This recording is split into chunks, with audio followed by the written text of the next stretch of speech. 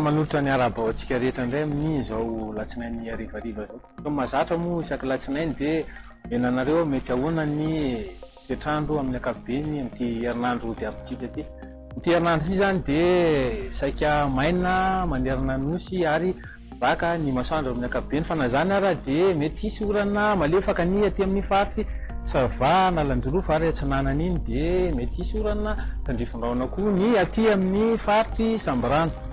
Raha momba ny maripana indray dia raha aty avoatany zany vinavinaina hisy fiakaran'ny ambonimbony ny maripana satria raha amin'izao voalohan'ny herinandro zao dia eo amin'ny 20 degré Celsius ny maripana ambony dia vinavinaina tratratra any amin'ny 20 degré Celsius zany amin'ny faran'ny herinandro any.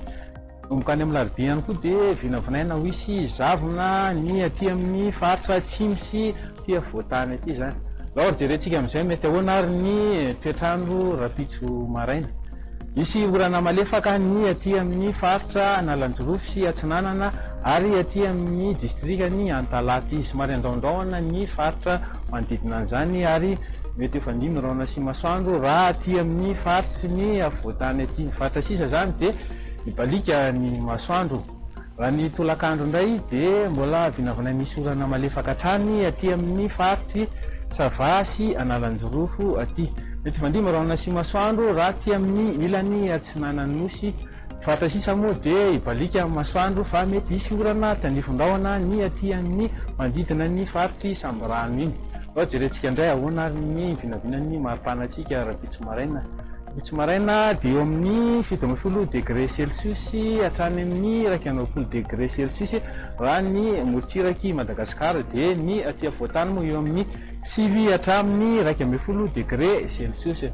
Raha ny tolakandro indray dia ny maripana araka lefa voalaza teo dia eo amin'ny 20 hatramin'ny 20 degré Celsius ny aty avoatany. Ny morotsiraka sisa moa dia hitantsika ohatra ny 20 degré Celsius ary mahatratra any amin'ny 430 degré Celsius izy aty amin'ny faritra avaratra andefan'ny nosy iny.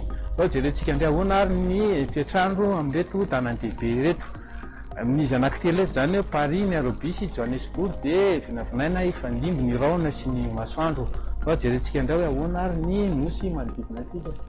Any Mayotte sy any La Réunion no vinavinaina ibalika amin'ny masoandro ifandimby zany any Maurice sy Comore ary misy orana malefaka ny any Seychelles. Eto ampamaranana dia mirarisoa sady an'ireo zandrikely izay analina CP rapide. Petraka mandrapiona veloma tompoko.